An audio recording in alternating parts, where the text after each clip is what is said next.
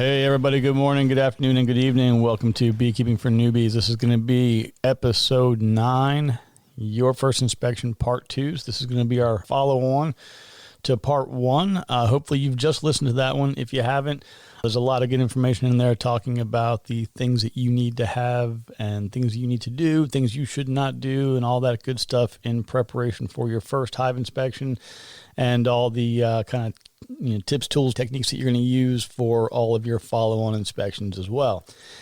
As you may recall, when we last left off with our hero, when we left off on the last episode here, we were talking about bees that occasionally don't recognize space to the left, right, or above them as expandable space. So if you think about the frames that are in the hive, sometimes the bees can actually get up against them and almost view it as a wall.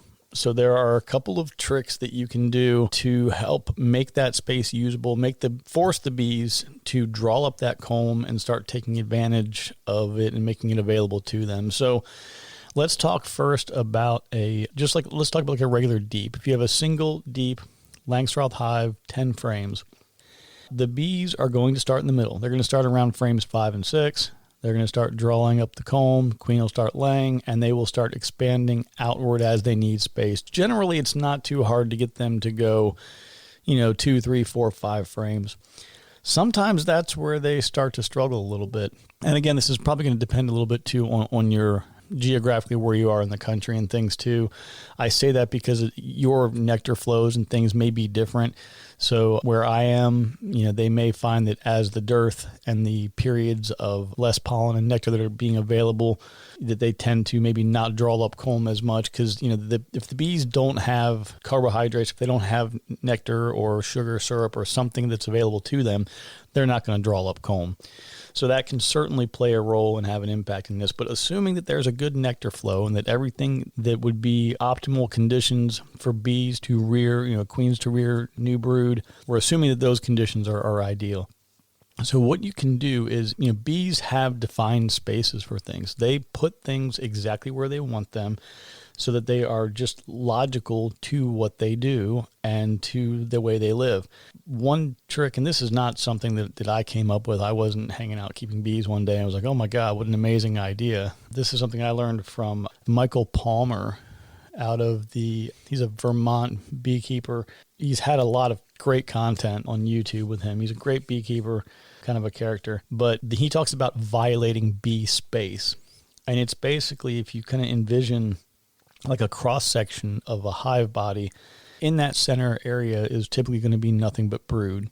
And that's going to start out as being maybe a single frame, but over time it's, 3, 4, 5, 6 frames. And then it will expand upward. So maybe the hive body or the super that is above that deep might have maybe the center 2 or even 3 frames, loaded up with brood. But a queen can only lay so many eggs within a given time period. You typically don't see her expand well beyond that, but I've definitely seen her work within the lower, 5 or 6 and go up 2 or 3, perfectly normal. But a lot of times, again, that they space everything, they place everything exactly where they want it to be for a purpose, for very specific reason. So one way to get them to take action is to, as Michael Palmer says, you're going to violate bee space. So what you can do, let's say you have this 10-frame Langstroth hive, and let's say that the 3 frames in the middle are just loaded up with brood. So this would be like frames 4, 5, and 6, loaded up with brood, looking great. And then maybe on either side of those, you have a good, nectar frame, maybe a little bit of capped honey. And then everything on the outside is not drawn up. What you would do in this case, this would be actually a great opportunity to add another hive body. And what you would do is go right into that brood chamber, grab frame 5 or 6, whichever one makes sense, preferably one that has loaded up with capped brood, and pull that frame out. Add another hive body on top, and you're literally going to move that frame straight up. So if it was in position 5 on the lower deep, put it up into position 5 in the upper deep, and then put just a blank frame of foundation, drop that into the space, that was previously occupied by the capped brood. This is going to accomplish two things. This is going to force those bees to draw up that comb really quickly because you've dropped a blank, empty canvas in the middle of their brood chamber, and that area is for brood. So they have to put brood in it. That's what it's for. That's what they're going to do. You drop that frame in there of some foundation, and I'm telling you, probably within like 2 days, it's completely drawn up and the queen's down there laying eggs. I mean, it's no joke. What that also accomplishes is, since you were planning potentially in this kind of scenario that I presented here, you were probably close to adding another super anyway. What this is now doing by raising that frame of brood into the upper deep is this is forcing, because the bees are naturally, those nurse bees that are caring for the brood, their job is to keep them warm, to keep after them, take care of them, make sure everything is fine. When they vacate the cells, they go through and clean everything up. They feed the young larvae. So their job is tending to brood.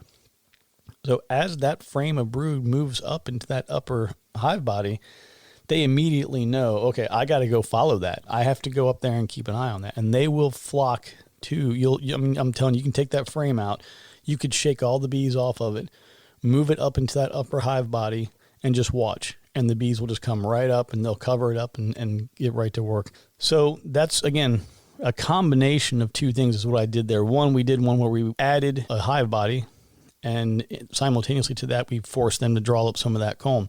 Now, if you didn't want to add that hive body, but you did want to expand things a little bit, what you could do is take one of the frames from the edge, so frames 1 or 10, and then go into the middle and slide everything, one way or the other, so that you make just enough room to insert a blank frame. And you'll do the exact same thing. You can insert a blank frame from one of the edges right into the middle, and within a couple of days, it'll be drawn up, drawn comb. The queen can start laying on it, and it's ready and usable. So those are a couple of little tricks to kind of force the bees to do what you want them to do. So I figured, since we're kind of on the topic, or at least we were as we were wrapping up the end of the part 1, we were talking a little bit about swarms, and I had mentioned, a colony of mine that had swarmed. So I figured this might be the right time of year to go ahead and talk about that anyway. Plus, I know that I've been personally just absolutely slammed lately. As I kind of mentioned a while back, I am sort of retiring from the full-time IT work and, doing apiculture and a couple other things sort of full-time, trying to make a new path forward here in life. There's a lot of reasons behind it. I don't want to, I want to stay in my podcast swim lane here and just talk about bees, but I'm just done. So with that, there's so much stuff going on. I'm just absolutely slammed. And I really, really love talking about bees and doing bee work and things. So I'm trying to get as much into this time that I have right now, because it's actually pretty late. It's early Saturday morning right now, but I really wanted to get this done. And hopefully I can bring this content out more regularly. It's just been pretty hectic lately. But in case for some reason, like I said, between usually mid-April to mid-May, where we are here in Virginia, tends to be that swarm season. So in the event that I don't get anything out again for another week or two, or even longer, hopefully not, but that being the case, if it is, want to make sure we talk a little bit about swarming, things you should look for, what it means. We did cover that in the last episode about, why colonies swarm and what that's all about. But I want to kind of dig in a little bit and talk about I'll tell you first, what I'll do is I'll talk about what I'm going to do with the colony that swarmed on me just yesterday. I'm also going to talk about the new colony that has been formed from that, as well as the old colony and kind of some of the ramifications of that swarm. And then we'll talk about some of the cells that we would see inside the colony that would help us get a better understanding of exactly what's going on. Because just because you see a queen cell doesn't necessarily mean it's a swarm cell. So we're going to talk about that too. So as I mentioned previously, we had the colony that swarmed yesterday, technically. And, what does that really mean for the gaining, new colony that's been formed? And what does it mean for the old colony that is still left behind? So when a swarm takes place, you're going to lose roughly about half of your bees. About half of them are going to go with the new queen, which was actually the original queen. She's left. And then you'll have one of her daughter queens left behind to take over the operation, to take over the family business. So let's just talk about the one that's left behind. Now, the good news for them is that they had a big, massive population. They were able to get a lot of food stores and reserves. And I mean, they were just really, really healthy and things were going great. But we got a couple challenges now. The virgin queen that will be born and taking over in the coming days, she'll have about a week gap between when she's born and when she starts laying eggs. So we're really not going to have a big break in brood production here, which is good. That's really good for that colony. So as long as there's still a steady nectar flow, right, as long as you still have access to pollen and nectar, the queen will still lay eggs and they'll be fine. I will be supplemental feeding this summer. I'll be putting out supplemental pollen, so they shouldn't have any issue with continuing to breed. The kind of downside to things is with losing that population, they've lost some of the bees that are there to defend the hive. They've lost foragers. They've lost, a lot of resources and personnel, manpower. So they kind of have to start over. And I would say on the bright side, it's an early season swarm. Normally for me, really, I usually start seeing swarm cells about a week or two later than this. And my swarms usually are around the first week of May, maybe last week of April. But this year, the weather's been really pretty good overall. And I think that contributed to why this colony was so successful so early. So what I need to do with that colony now is I need to go in, do a full inspection. For now, I'm going to wait. I'm going to hold off for a couple of days and maybe take a look on Sunday, I think, maybe even Monday. But I want to just go through and see, do I see a virgin queen or a queen in there at all? I'm going to look at those queen cells like I mentioned on the previous episode to see if it looks like a queen has emerged or was a queen eliminated by another queen while she was still inside the queen cell. So I want to kind of take a look at that. I don't want to make any big decisions. You don't want to go in and say, oh, wow, there's no eggs, there's no queen, and start freaking out or anything. I'm going to give the colony a full week.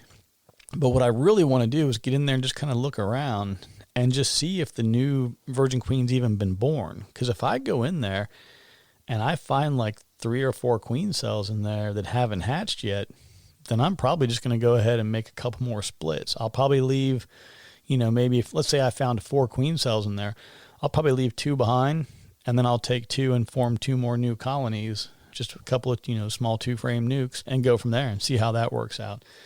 But the real inspection is going to come in about a week, where I'll go through the exact same process like I would as if I was establishing a new colony. I need to go in there and verify that a virgin queen that was a daughter queen of the original, she's been born, she's gone out, she's mated, she's laying eggs.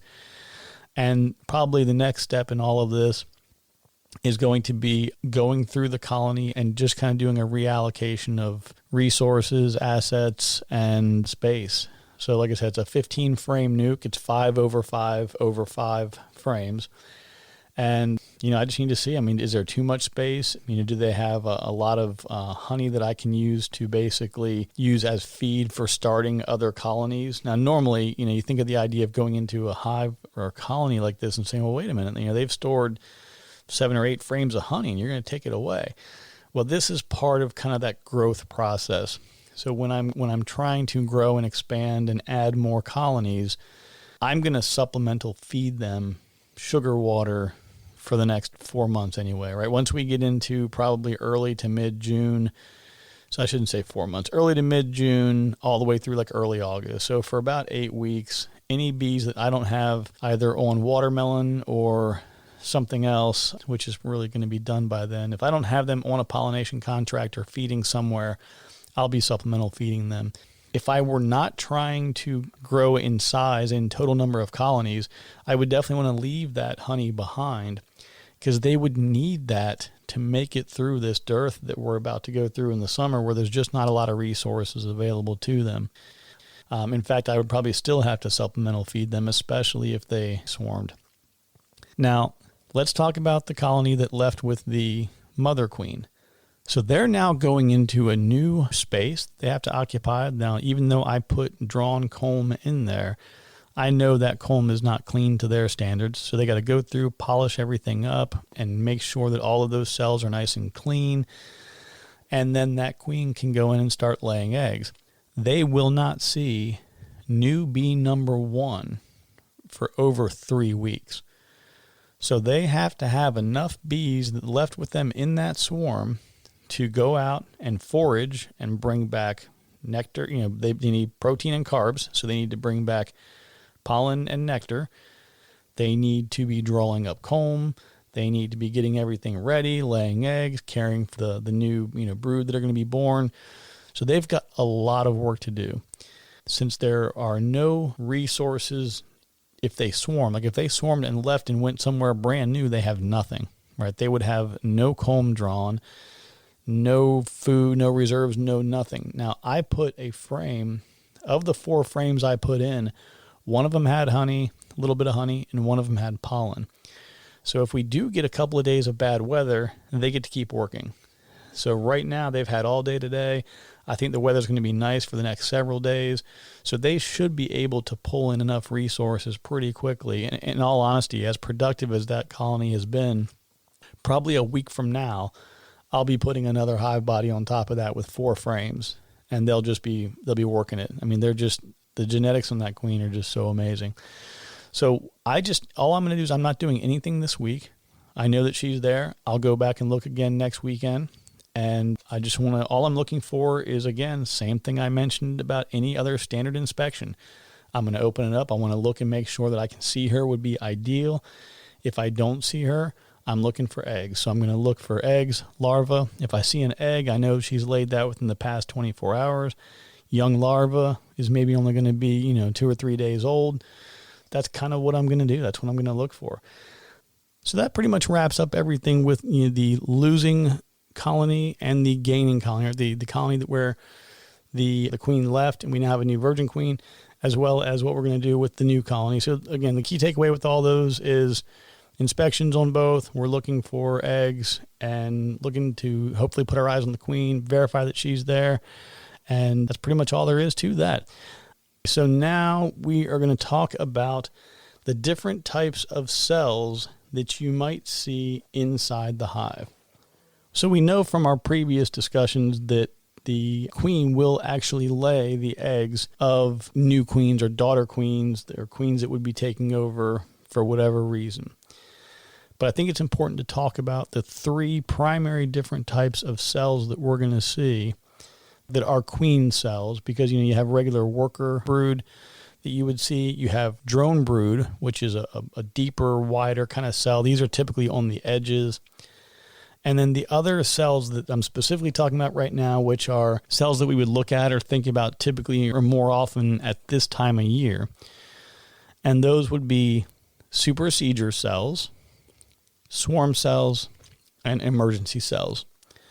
So breaking those down, one by one. So a supersedure cell is basically something you would see. This is a kind of a planned event. A queen only has a certain number of eggs that she can lay in her lifetime. Now, a good healthy queen will lay somewhere around 1,500, 2,000 eggs a day. As that queen ages, her ability to lay eggs and to be productive is going to diminish. Her amount of queen pheromone that she's putting out is going to diminish.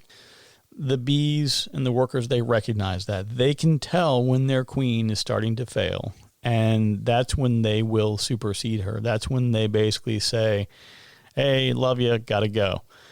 So they will basically take an area, and supersedure cells tend to be more in the middle, in the center area of a frame, but it will look very similar to what you would see in a standard queen cell or a swarm cell, but it's just a cell that's in the middle of the frame.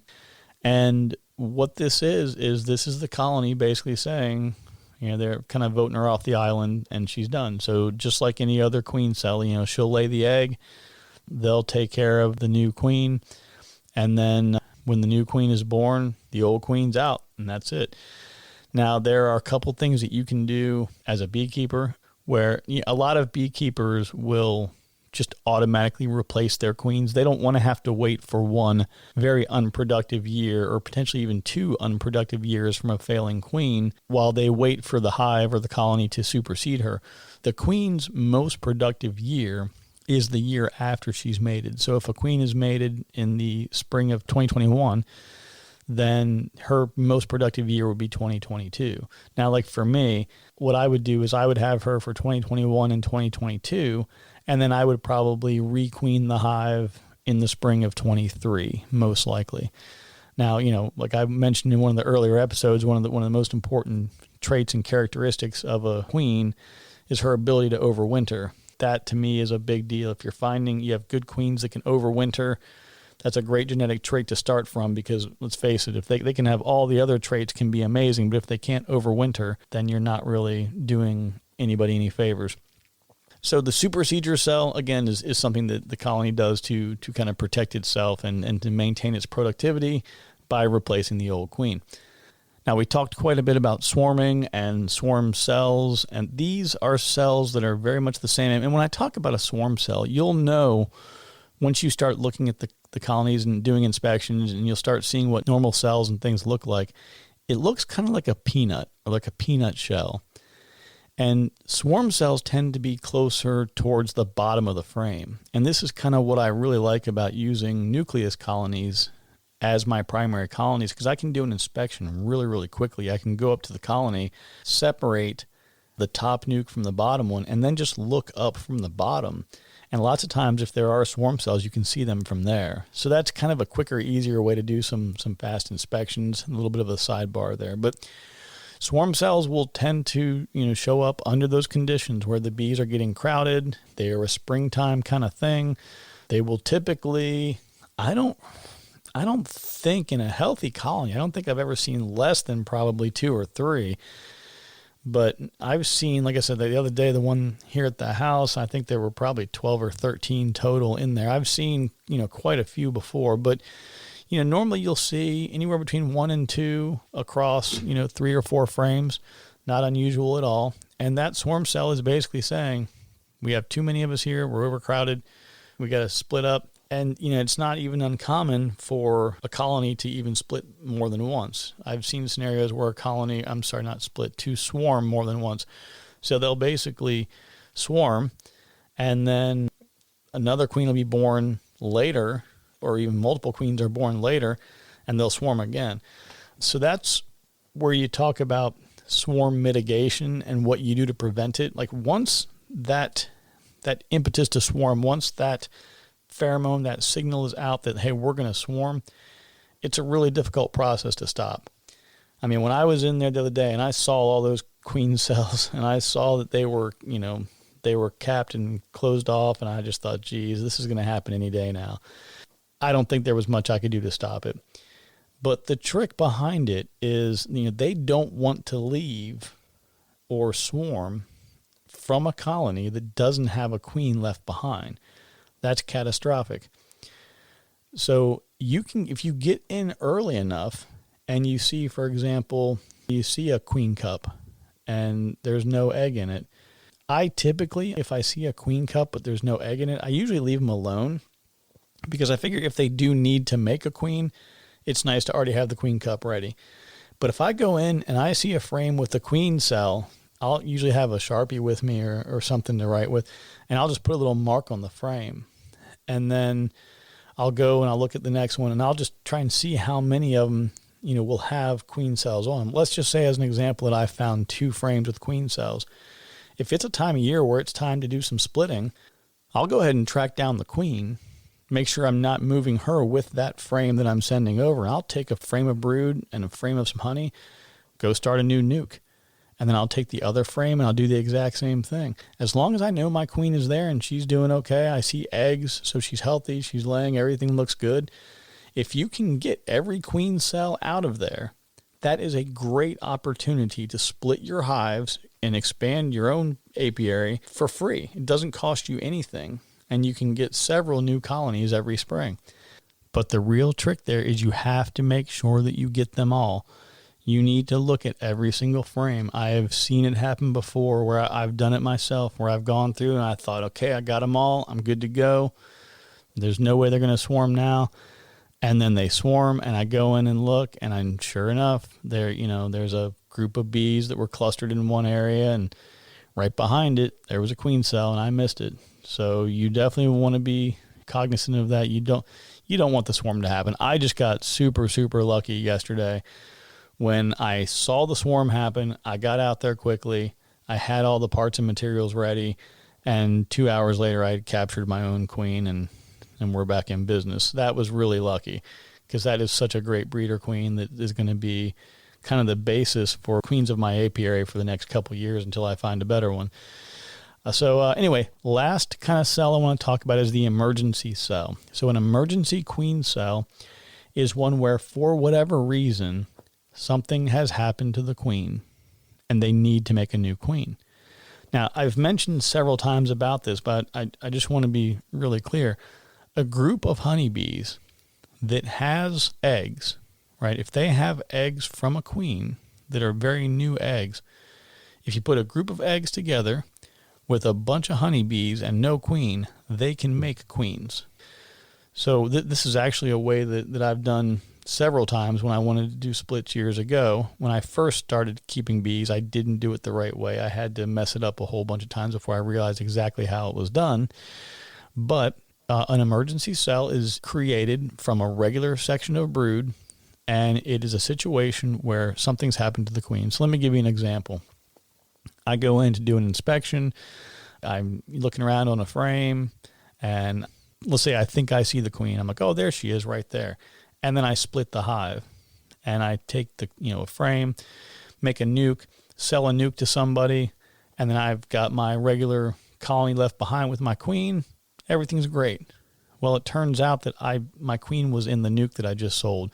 So now I sold somebody a nuke with a queen cell in it, maybe, or maybe, typically you would sell a mated queen. But let's just say I was giving a friend a nuke with a queen cell in it that was going to be born within a couple of days.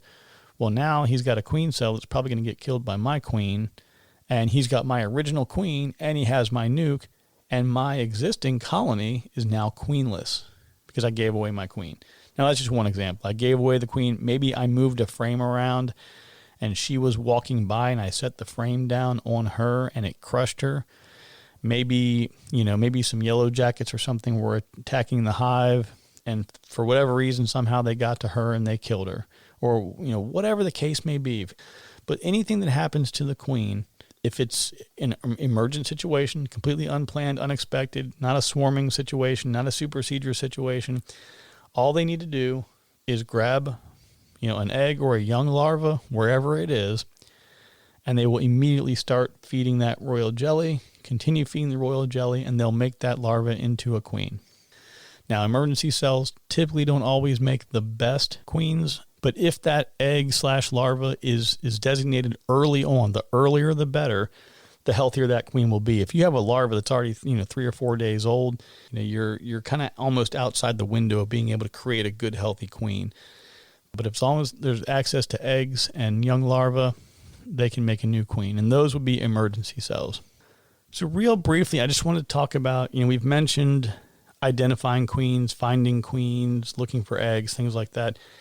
I want to just talk real quick about the 3 types of honeybees that you're going to see inside the colony, right? We know that we're going to have a queen and workers and drones.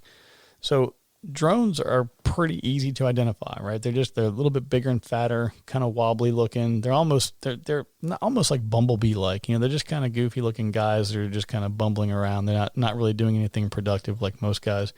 The queen is very distinctive.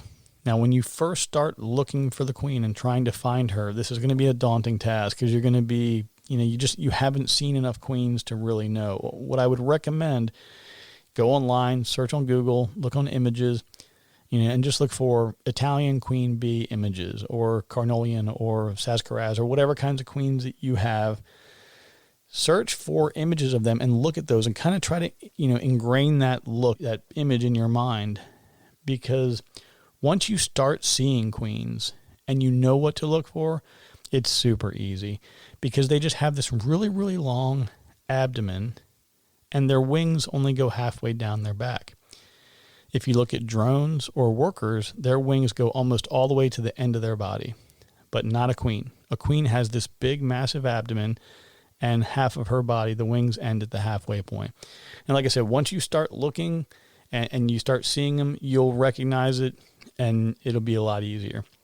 Another thing you can do too, if you're holding a frame in your hand, this is completely unrelated, but if you're holding a frame in your hand and you're looking for bees and you're trying to find the queen and you're looking in a certain area, actually you can just, if you have a veil on, obviously, if you just bring the frame up toward your veil and just blow on them, just blow, just gently blow onto them, they'll move out of the way.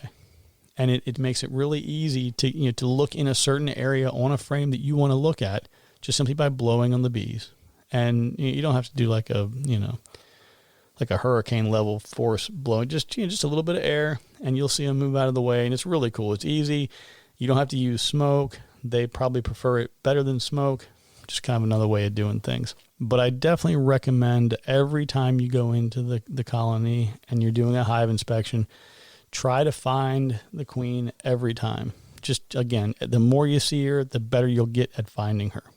Lastly, I'm going to start wrapping things up here for the day, but I wanted to talk about a couple things real quickly here. So I mentioned before that I get a lot of emails and people asking questions and asking for thoughts and ideas on things.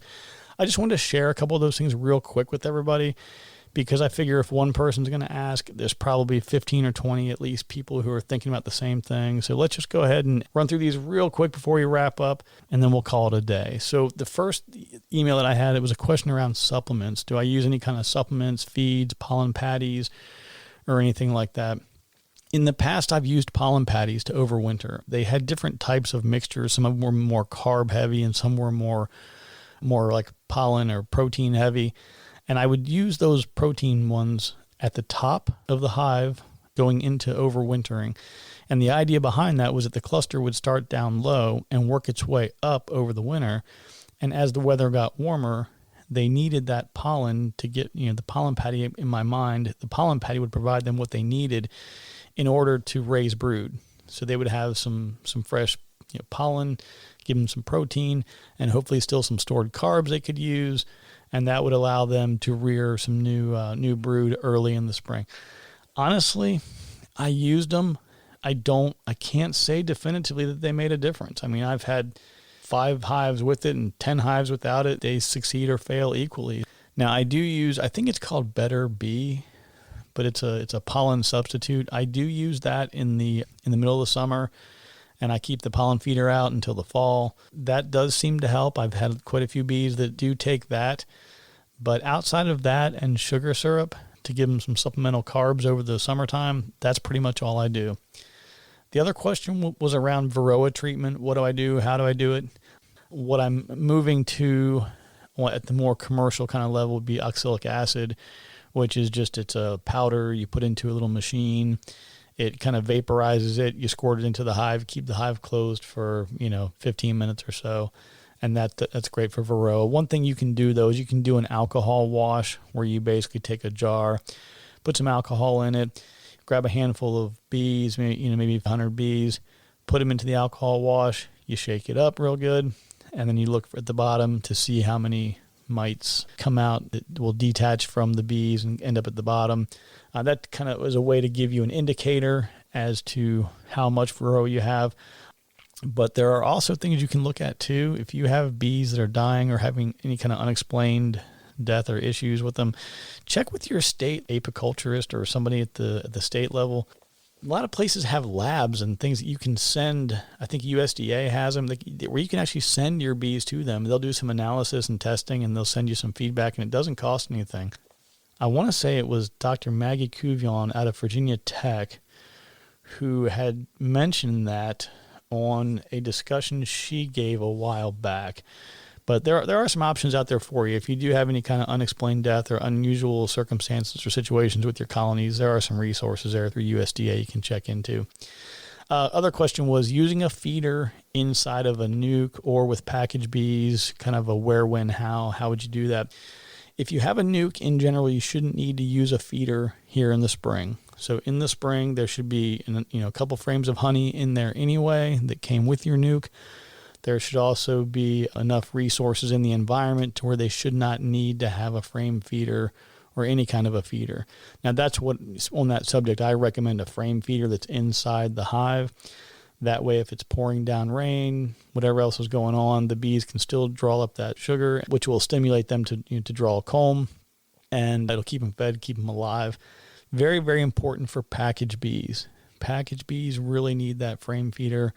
And again, I keep saying frame feeder. I've had the best results with that. Now, on a full-size Langstroth hive, the top feeders are great. You get a really, you can put a couple gallons in a top feeder, and that's very, very effective. The one thing I would say as far as feeding goes, stay away from the entrance feeders. I've seen and had issues with robbing between, yellow jackets and others when you're putting them right there at the entrance. So I would kind of avoid that. But top feeders and frame feeders are pretty effective. The last thing on the list was talking about bee movement, which I actually discussed this earlier. How do we get bees to move up in a colony or left and right? And I think the question came in about, hey, every year my bees will always leave frames on the outside. And we talked about that earlier, what we would do with that and kind of how we would violate that bee space by putting those frames right in the middle of brood chambers or moving them up into other areas, forcing the nurse bees and others to move up to care for the brood. I'm trying to think here. That's pretty much the last thing I had on my list. The one thing I did want to mention that is related but not specifically educational in nature, I held off on this for a long time. I thought about trying to put together like a YouTube channel and creating some content. And, there's so many videos out there. There's so much information out there where, you can just go and hit YouTube and say, hive inspection. And you can watch somebody do a hive inspection, or how to find a queen bee. And you can have somebody show you a video on how to find a queen bee. I stayed away from it for a really long time, but I think what I'm going to go ahead and do is I'm going to go ahead and create a YouTube channel and just put, anything I'm doing, anything that's bee related, or maybe even some other things I'm doing that are around the property. I'm going to go ahead and start putting some content out there that hopefully is beneficial, but I want your feedback, and good, bad, or indifferent. If you say, Jeff, look, I watched the video the other day, man, there's 15 videos like this. It's the same stuff. Yours is okay, but it's not really any better than anybody else's. I'm okay with that. I don't do this because I'm making money. I'm not, I don't earn money for this. Well, I guess technically I have recently qualified for ads. So you might see some ads or hear some ads coming in. So I guess I may be making like 20 cents a day or something like that. But generally speaking, I'm not getting paid to do this. I'm doing it because I really enjoy honeybees, and I'm hoping that a lot of people will get excited and geeked out about it, and that we can take away some of the fear and some of the things that make people, I guess, things that are barriers of entry. I don't know. I just enjoy it. It's fun, and I hope others do too. So I'm going to make that happen. I'm going to get the YouTube thing going, and I'm hoping to also then be able to reference things here on the podcast and be able to say, hey, yeah, hit the YouTube channel and look at this video. Here's the title, and that's going to show you exactly what I'm talking about today. Hopefully that works out. We'll see what happens.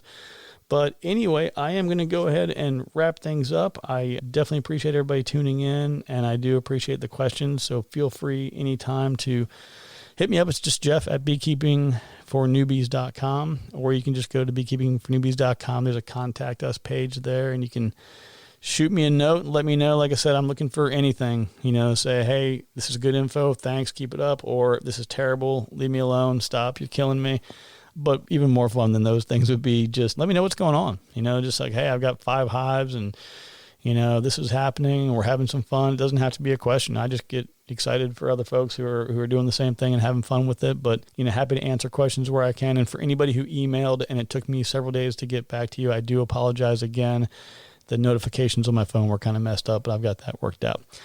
All right, folks, have a great weekend. Enjoy the swarm season. If you need anything, let me know, and we'll look forward to talking to you again soon. Take care.